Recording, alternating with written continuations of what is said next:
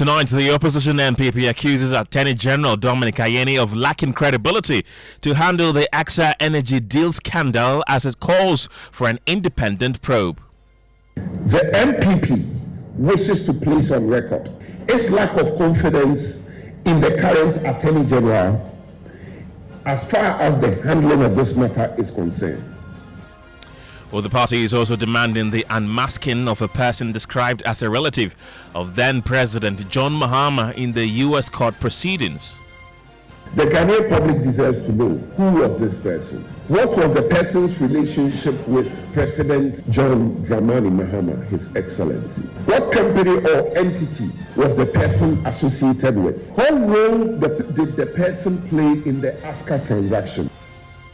This is Top Story, brought to you by Telecel Connecting Energy's Holy Insecticide Spray and Coil.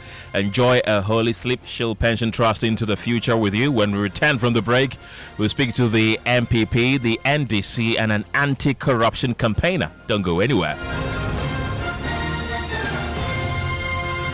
If I become a millionaire, I will put a huge billboard right next to my ex's house saying, "Look at me now, I hate it." As for me, I'm quitting my job in Star. I hate it. Telecel is making millionaires this season. Not one, not two, but 3 millionaires. Each month, one lucky Telecel customer wins 1 million Ghana cedis for the next 3 months in the Telecel Mahetse promo. Plus, you still get to win 20,000 Ghana cedis weekly, and 100 Ghana cedis daily. Bundle 10 Ghana cedis. Time or data, or top up your Telecel cash wallet, or your fixed broadband to stand a chance of winning. Visit the Telecel Play app or dial *500# to opt in for free into the Telecel Mahetse promo. Telecel, connecting energies. This promo is regulated by the NLA on the Caritas Lottery platform. Couldn't sleep at night. Mosquitoes will be whining my ears, bugging me all night long. Till I got a remedy. Now I'll be spraying them away with holy insecticide spray. Me I go spray them away with holy insecticide spray.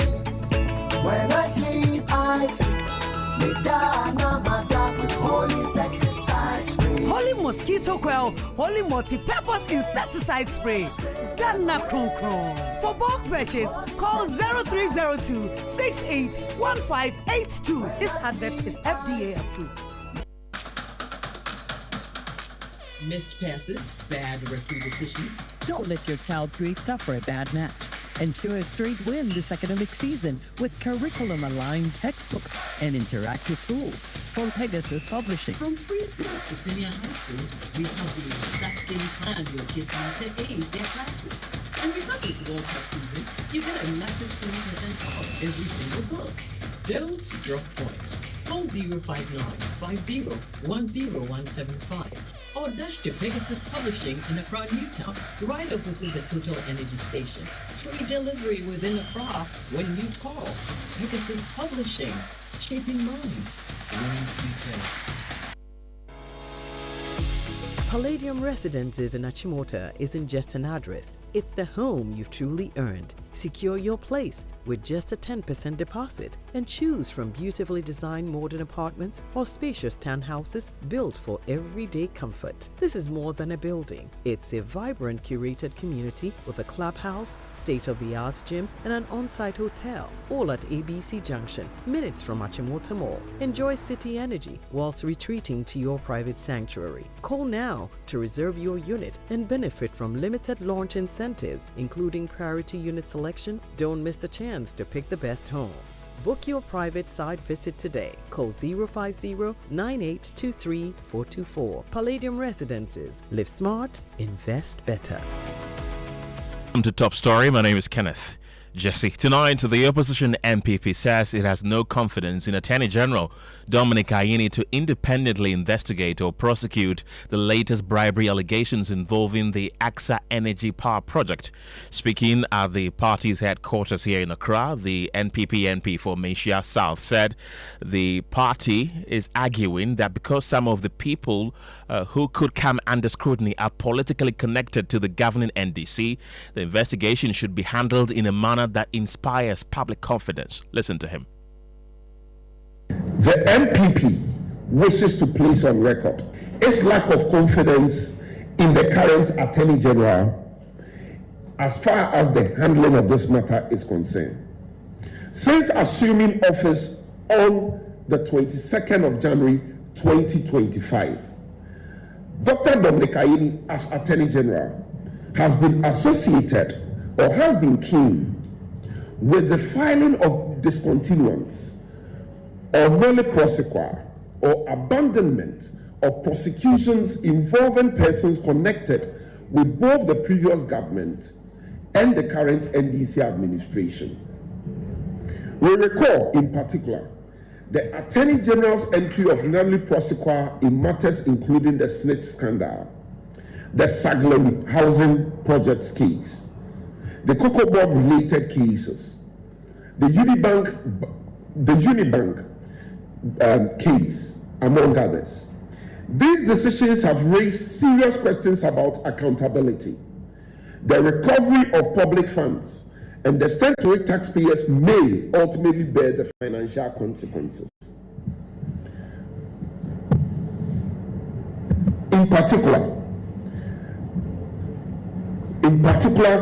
reference is the Unibank case, which forms part of a wider banking sector cleanup and involved substantial public expenditure. The Attorney General has not only come under criticism for failing to make critical disclosure before Parliament, the Attorney General has failed to make public details of the plea bargain that he purports to have entered into with the accused persons in the matter, thereby fueling concerns about transparency and accountability. Against this background, we do not believe that the Attorney General can command the confidence of the Ghanaian public to independently investigate or prosecute allegations involving officials or politically connected persons of the NDC.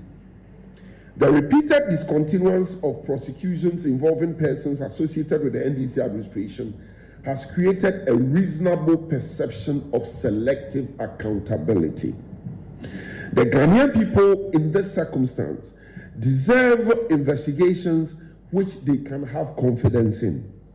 One that is guided not by political affiliation, but by the evidence.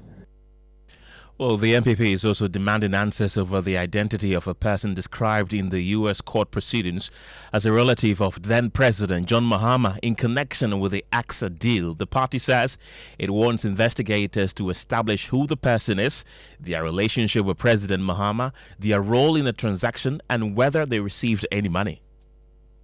The public inquiry will reveal the identity of the individual described in the United States court as the presidential relative.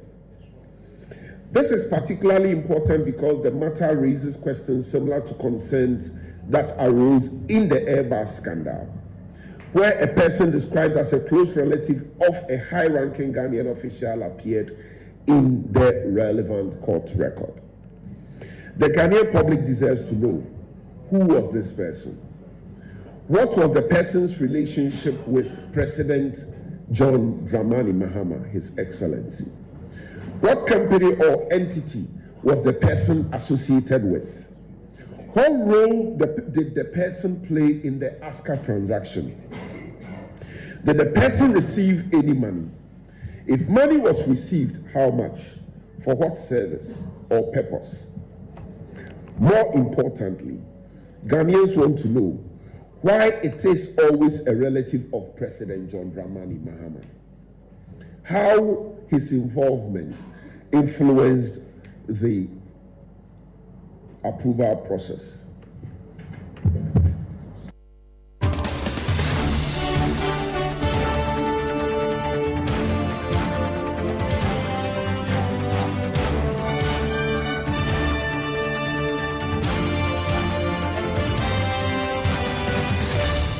Nana J. Bafwewa is the NPP NP for Menchia South. Theophilus Jimega is a lawyer and a member of the NDC communication team.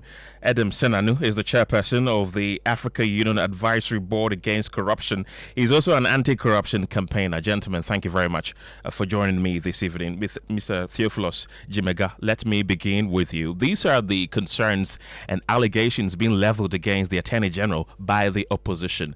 How does the party NDC take these?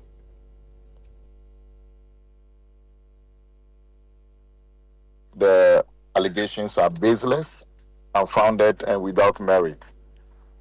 Number one. Can you hear me? I can hear you, sir. Yes. Number one, he talks about plea bargain being entered without parliament being briefed. He's currently a member of the team that is plea bargaining for Chiamawun to me. I would have wished he would have put how far they've gone with their plea bargaining out, so that everybody would have been aware that this is what we are bargaining with the Attorney General. That would have been a very good background to start with before calling somebody black. Number two, the Attorney General, we are told, had cooperated with the U.S. authorities in the apprehension, the prosecution, and extradition of this young man. And now you say the Attorney General lacks credibility to undertake such an exercise of this nature. Number three, this gentleman in question was actually appointed under your government. And remember, the gentleman made allegations.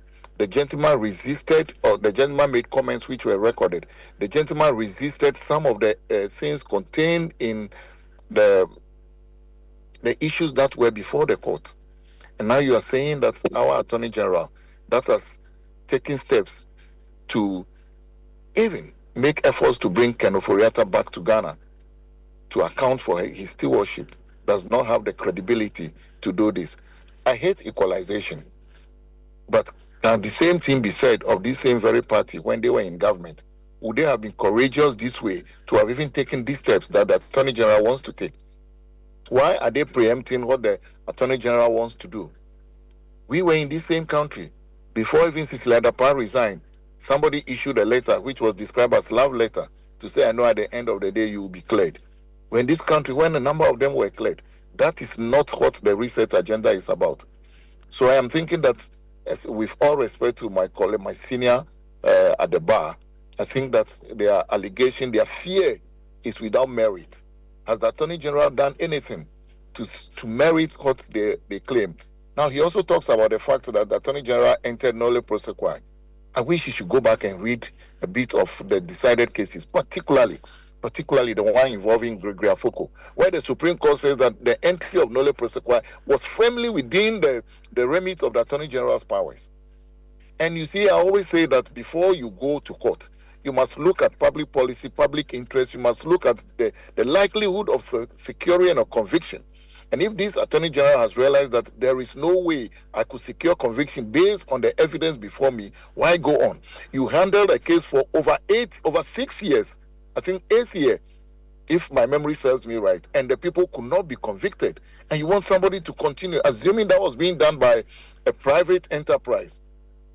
How much would it have cost Ghana government for all the 6-7 years that you were on the frolic of trying to nail somebody at all costs? Now, this government is determined. Remember, President John Mahama, His Excellency, has enacted a code of conduct for his appointees. And this government is determined to make sure that it is not tainted with any form of corruption.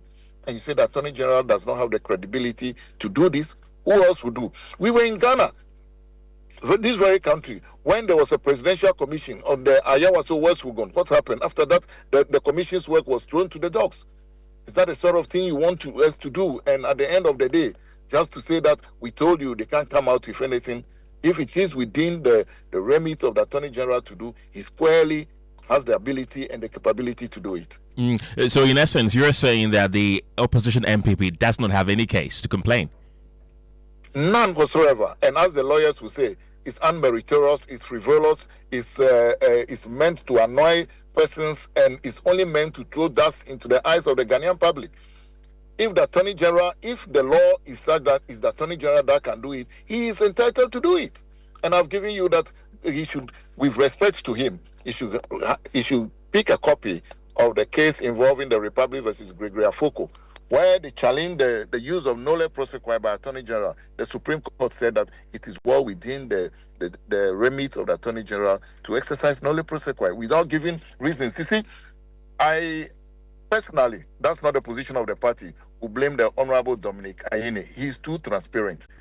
The law does not, and there are decided cases, does not impose on the Attorney General to offer explanation whenever he enters nolle prosequi. But the administration of his the Honorable Dr. Ayine has decided to offer explanation.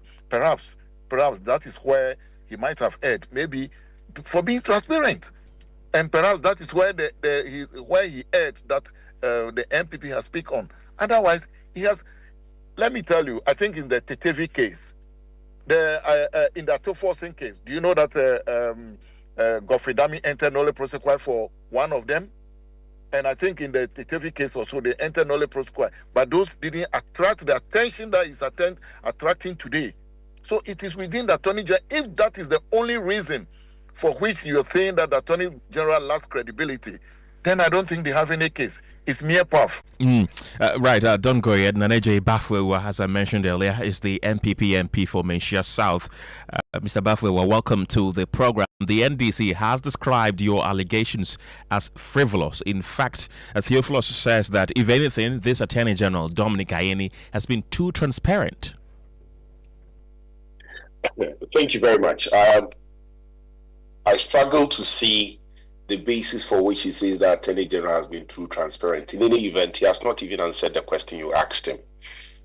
Firstly, the point is that we have seen an Attorney General whose first public act was to have filed a nolle prosequi involving cases, in respect of cases involving appointees, former appointees of the NDC government, President Mahama I government, or persons who were not appointees but are members, senior members of the party. Is that in dispute? That is not in dispute. Now, when that happens, would there be a justification for anybody to trust the Attorney General? That clearly will not be a justification. It didn't end there, to the extent that even persons that have been surrogates of the government, of the party, that speaks for the party, who fell foul with the law. They even went to the Supreme Court to get cleansing for them, right? So clearly, the Attorney General, what is evident in this country is that we now have an Attorney General who has established a separate justice system for members of the NDC. I expected my brother to give us a better explanation as to why we shouldn't be concerned with that. His response is that, why should the case be in court for 8 years? If the case is in court for 8 years, is that a basis for you to discontinue it? Where in our law does it say that if a case is in court for a period exceeding a certain period, or for a certain period, it should be discontinued? Where in our laws? Has he forgotten that the wheels of justice grind slowly? And so that is no basis. Two, when we speak of the Unibank matter, the Attorney General himself came to tell us of a plea bargain. And you think that we are not deserving of the details of the plea bargain. Even in Parliament, he was evasive of the details. And so if you have an Attorney General who is evasive to even the people's representatives in Parliament, right? Do you think that the Attorney General deserves credit or deserves confidence when it comes to investigations involving persons who are connected to the NDC? Are you telling me that this time the Attorney General will do it differently? Why should we trust him when we couldn't trust him with what he inherited? Why should we trust him? Now you are saying that because the Attorney General cooperated with the Americans for the prosecution. The fundamental question is, would he have cooperated if it had involved a person of the NDC stock? The evidence is no. The answer is no, because the evidence is his nolli prosequi that he filed on the 22nd. He filed when he assumed office on the 22nd of January 2025. And so, very respectfully, the answer which has been given by my colleague on the other side is very wobbly. There's no basis. Look, these are very serious matters, and we should not attend to them, right, with partisan lenses. Let's speak to evidence, let's speak to record, and the record will indicate each institution's capability, so that we can assign responsibility to the office that is able to deal with this matter and deal with it very well for us. And which office would you rather investigate this? OSP, Yoko, which one? Currently, the evidence suggests a lack of complete confidence in current institutions to deal with the current NDC administration or members that are connected to it. I'll speak to it, please allow me.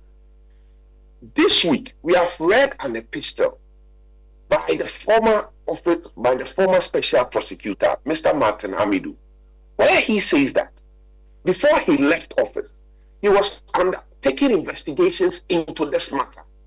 However, when he left office, the matter strangely got lost on the update of the office of the special prosecutor. Would you say that you can trust the office of the special prosecutor to investigate this matter? I think that in matter we have at hand, right, there are two aspects of it.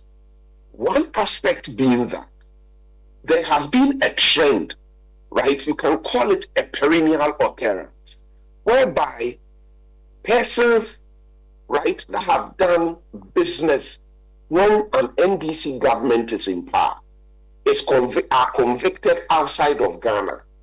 When they are convicted, they name persons who are politically exposed or persons who were appointees of the NDC government, who they say they bribed. This is the matter at hand. It is not a one-off occurrence. It is not something that happened twice. It is not something that has happened thrice. It is that is why you may want to call it perennial occurrence, because it's happened over and over again, where the Republic of Ghana is embarrassed in foreign courts. Right? This matter itself requires serious interrogation. Why our domestic security institutions are not able to handle or deal with this matter, such that it has to be exposed in international court. Nana, don't go yet. Let me bring in Adam Senanu. He's an anti-corruption campaigner. Mr. Senanu, welcome to the program. The debate about which investigative body or institution should investigate this matter has become very glaring, as you are hearing from both the NPP and the NDC. In your point of view, who should be tasked with investigating the Ghanaian officials cited in the U.S. court proceedings?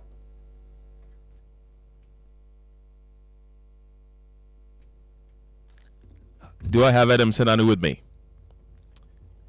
Okay. It appears that unfortunately I have lost Adam Senanu on the line, but Theophilus Gyasi is still with me. He's a lawyer and a member of the NDC communication team. Mr. Gyasi, you've been listening to the NPP MP for Menchia South, who says that you have no case in calling their demands as frivolous. And in fact, he is disputing the fact that you claim that, if anything, the Attorney General Dominic Ayine has been very transparent.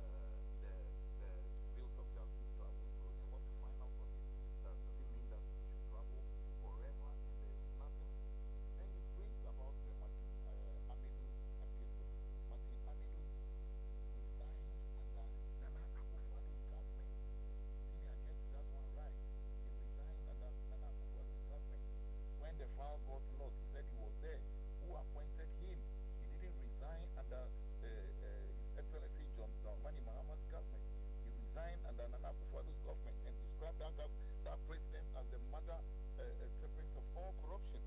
So, senior, now you go on the frolic of your own. We can't use the OSP that has collaborated with the USA guy. We can't use the Attorney General.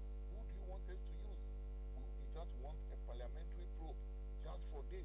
Then each time, then you render the work of the Attorney General, the office of the Attorney General, the power of the Attorney General, same as the OSP, you render them negatory and useless just because you will have issues you feel that they cannot rise to the occasion and handle. Senior, that is not how the law works. We have given the position of the law is clear. When the law says that a mode is supposed to be used to do something, it is only that mode. If the law appoints somebody that he is responsible for doing something, it is only that person who will do it, even if it offends natural justice and any other type of law. But if the law says that the only person that will do it, he will do it. I challenge you, which I believe, senior, once you are okay with me answering questions, I challenge you. I wish that would have been the first you would have said, to have said that in the exim ban that we are negotiating for, the plea bargains for Untumi, we are saying that Untumi is willing to offer $1 million, $2 million. You should have said that first. Then we have the ability to trust in you calling somebody to account for what the person is doing. That is my first demand of you. Once you are unable to do that, it is very difficult for you to call somebody who has been so transparent. I said, Honorable Dominic Ayine, when he entered Nole Prosequi, he gave reasons to the entire country. He gave reasons why he entered Nole Prosequi. And Ken, for the avoidance of that and for your listening public, for education of the nation as a whole, there is nothing that is on the Attorney General that says that once the Attorney General enters Nole Prosequi, the Attorney General has to explain. No, the law has been settled. The Attorney General did not offer any explanation. But I'm saying this one has offered explanation. Now you're saying that it was a visit when he came to Parliament. Indeed, he doesn't have the okay.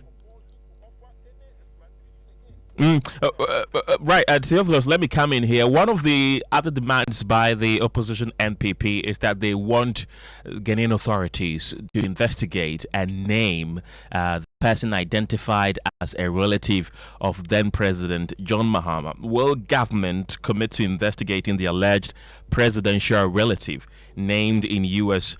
Court recordings?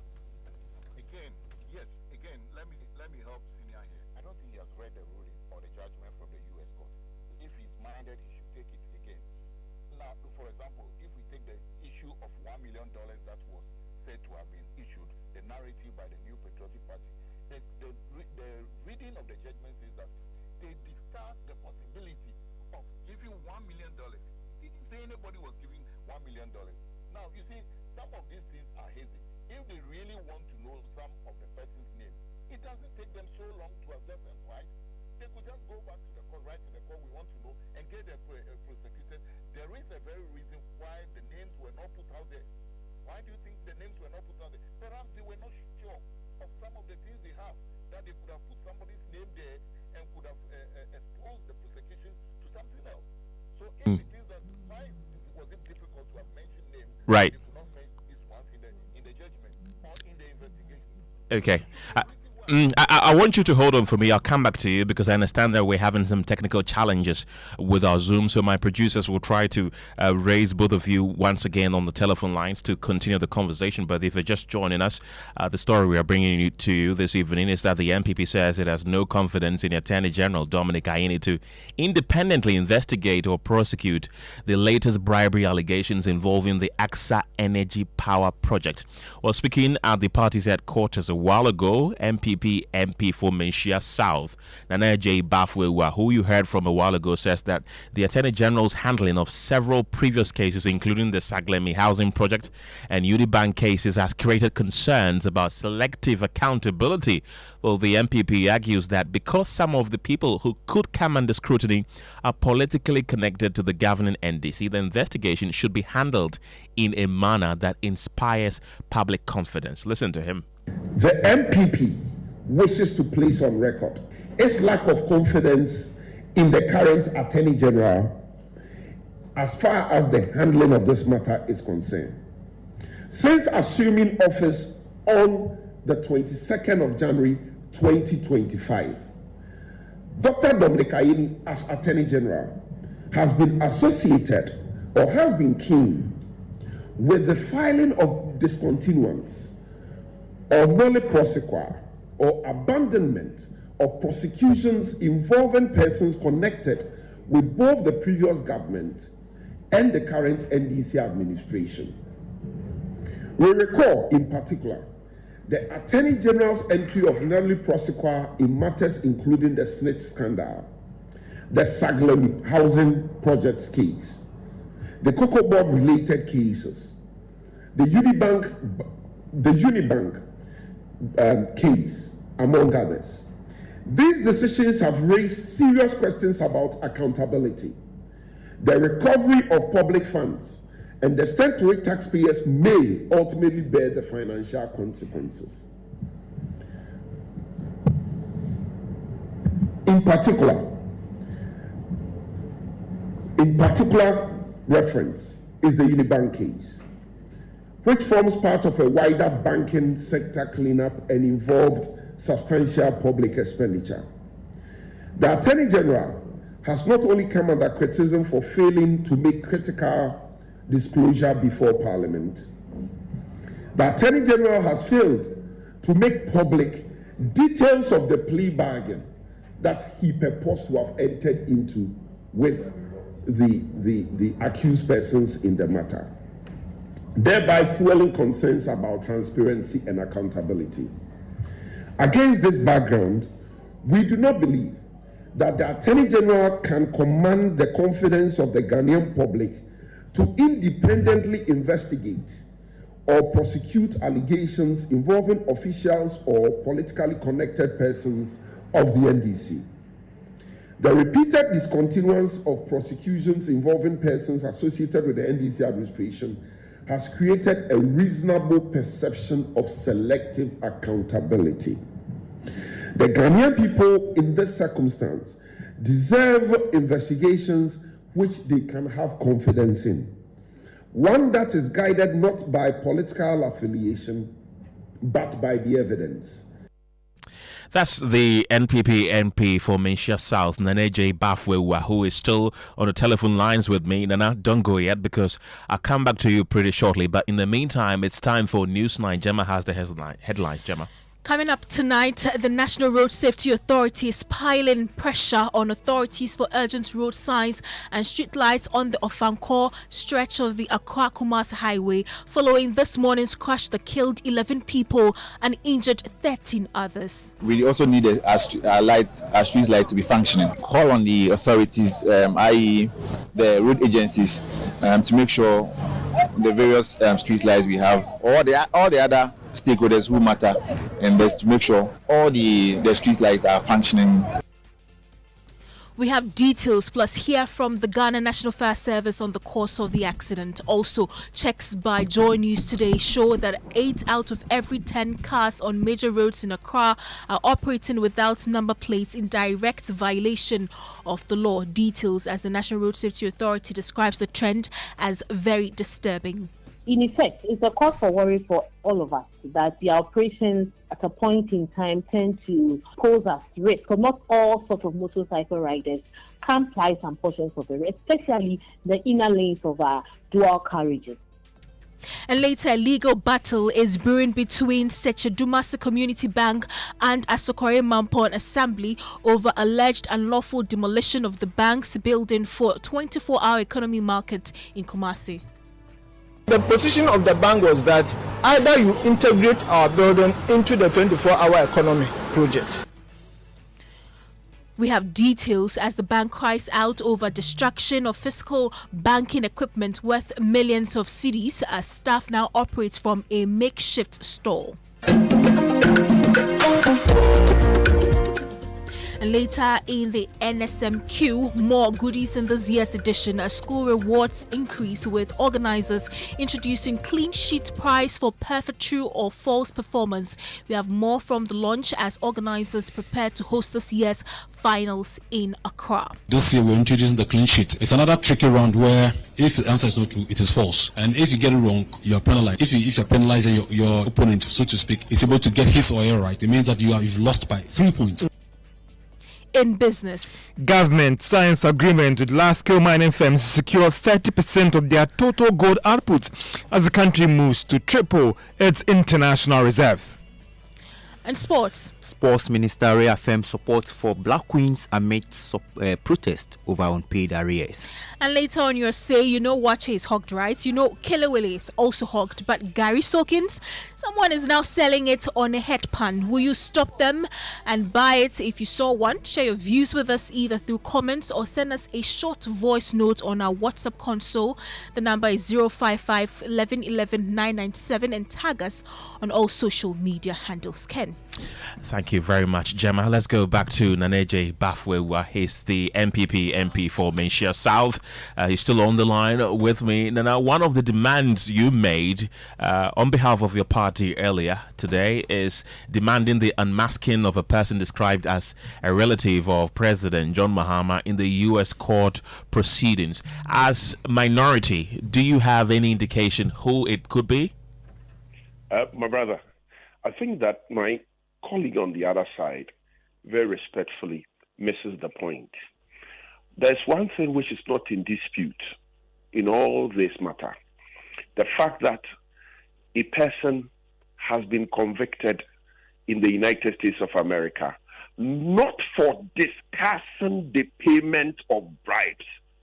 So the conviction is not because he discussed bribes, but actual payment of bribes. The bribes were paid to people who are in a position to make a decision on an AKSA energy contract or business relationship with the government of the Republic of Ghana. This is the nutshell of the matter before us. The persons who are in a position to make a decision on this matter are not private persons. They couldn't have been private persons. They are people who are in a position to make a decision for the government of the Republic of Ghana. Who are these people? They are named as the Minister for Power. They are named as advisors to the minister. They are named as persons that work in the office of the minister.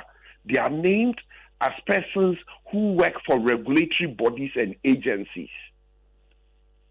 These persons were appointed by President Mahama in his first term.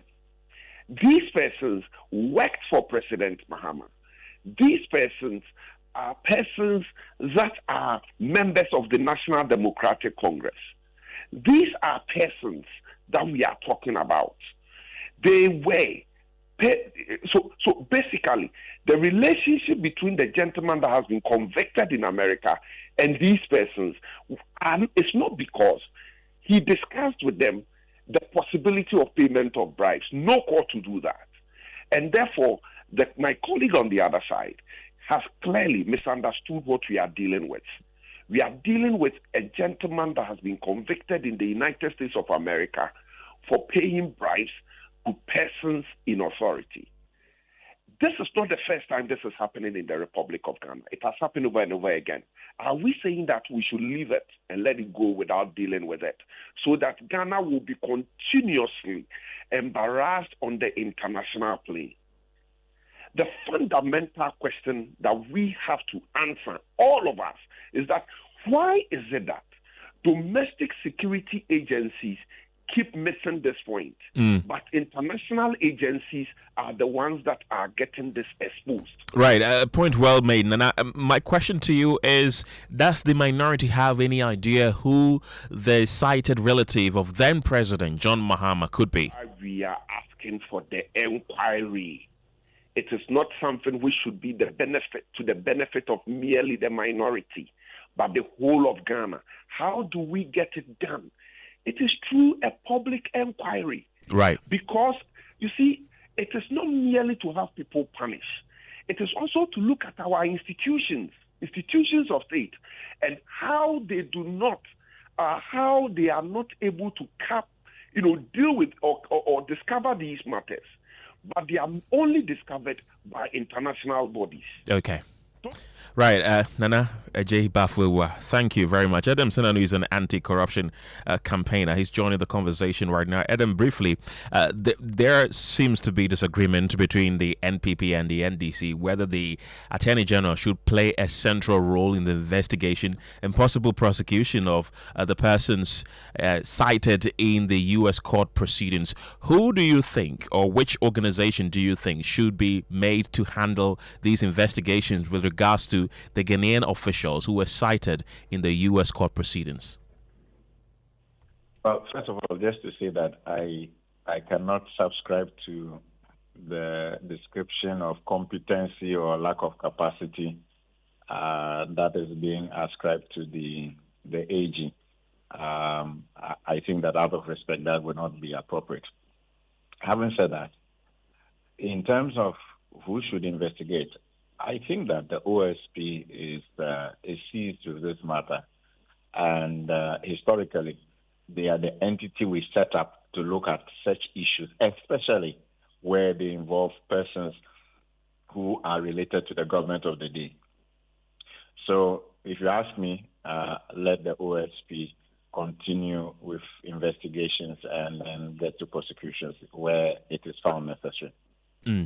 Adam Senanu, thank you very much for your time this evening. He's an anti-corruption campaigner. Let's move on to other stories. Tonight, the National Road Safety Authority is demanding urgent safety upgrades on the Ofankor stretch of the Accra-Kumasi Highway after Thursday's crash killed 11 people and left 13 others injured, including a 15-year-old who may require both legs to be amputated. Planning and Monitoring Director of the National Road Safety Authority, Felix Owusu, says inadequate signage and lighting on the stretch are among the concerns requiring urgent attention. Before 4, now then started here. And I make a farm cow as of a second power. The metro, I must say, Tipabia Babu Yabua. Tipabia Babu Yabua, and to Miss Baba. To Medriano, and AKSA, police car, it's Yahweh, I was ready. Nipper would acquire now canning at Tiguia. The police car ready, a dinner spent a first one, a white. Michael was there when the crash happened in the early hours of Thursday morning. A journey along the Accra-Kumasi Highway ended in tragedy.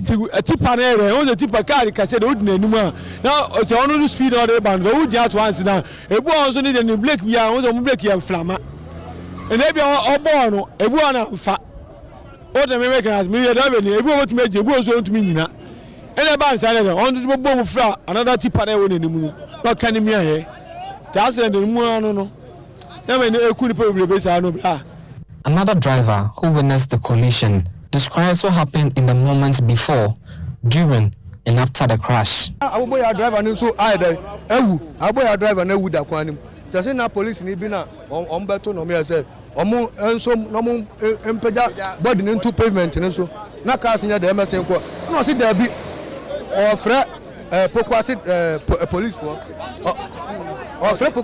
Police for 11 people died, 13 others were injured.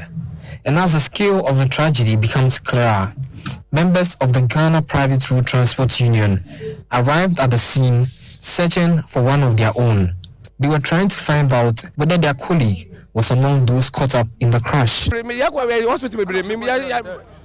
I don't know who say, can I make you about my friend say, young Guajuan Gajan say, only kind of maybe. Oh, and maybe I don't know most I can't swear to Maramukano. Not I am a.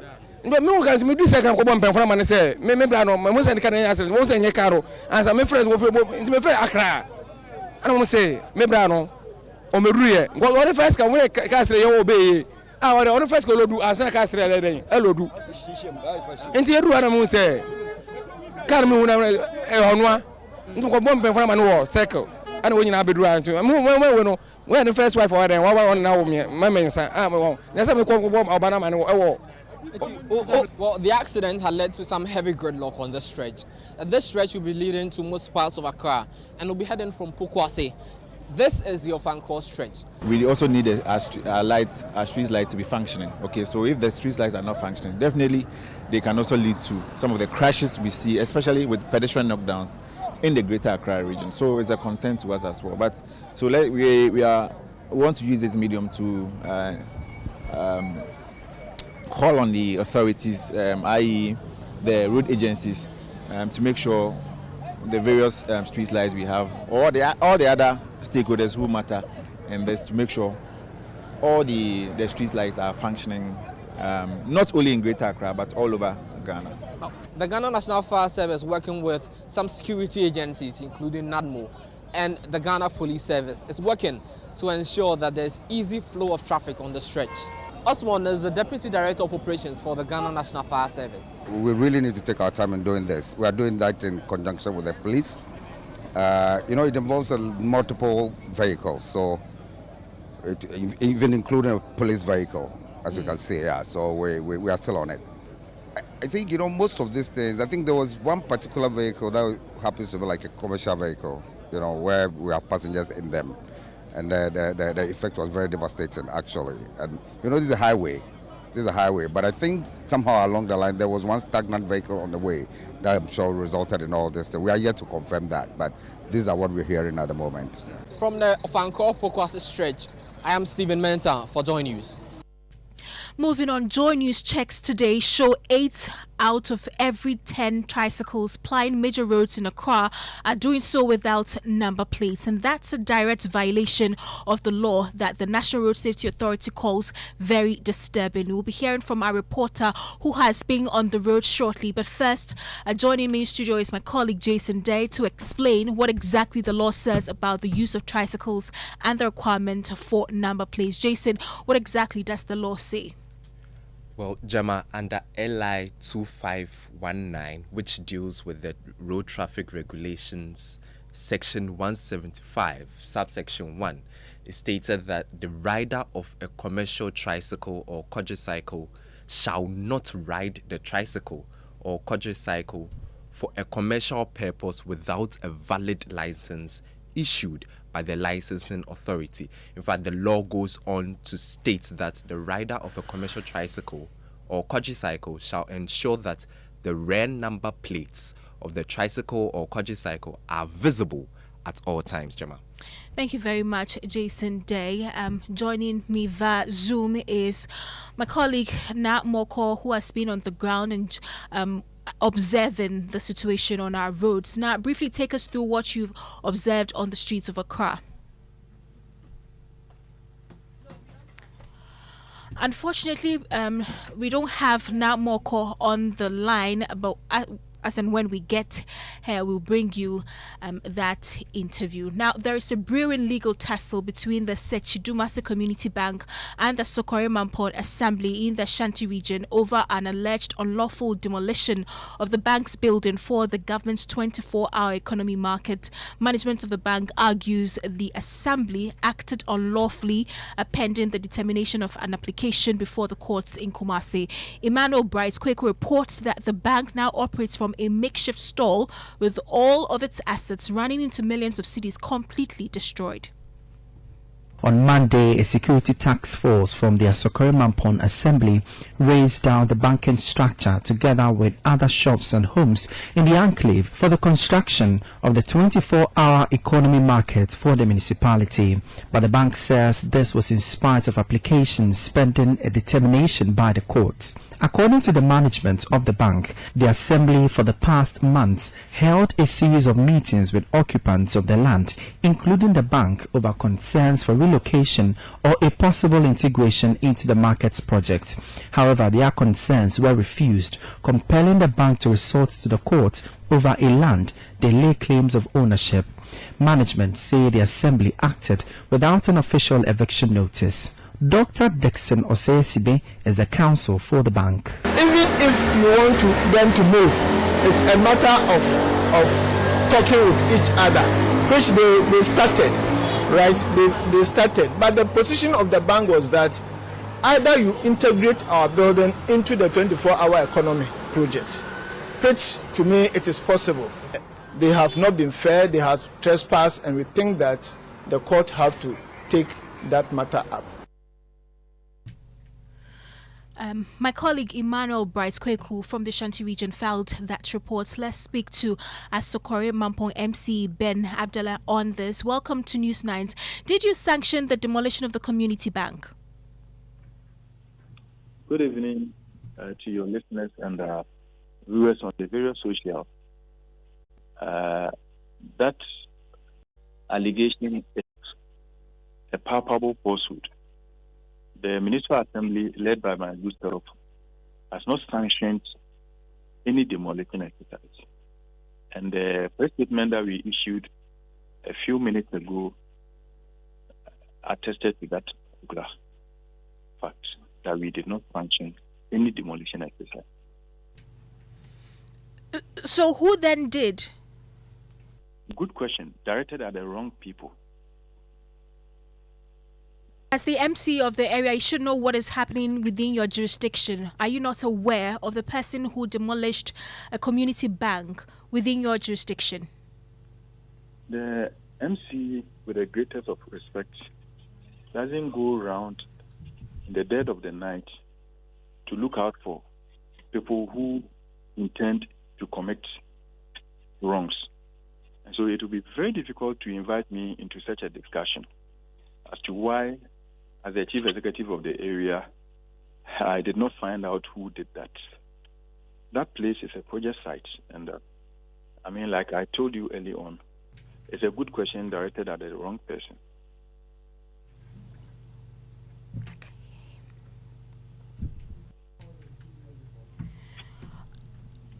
What about the 24-hour economy market? We are learning that that's where the area where we had the community bank is where you intend to build the 24-hour economy market. Is that true? That's correct. That's absolutely correct.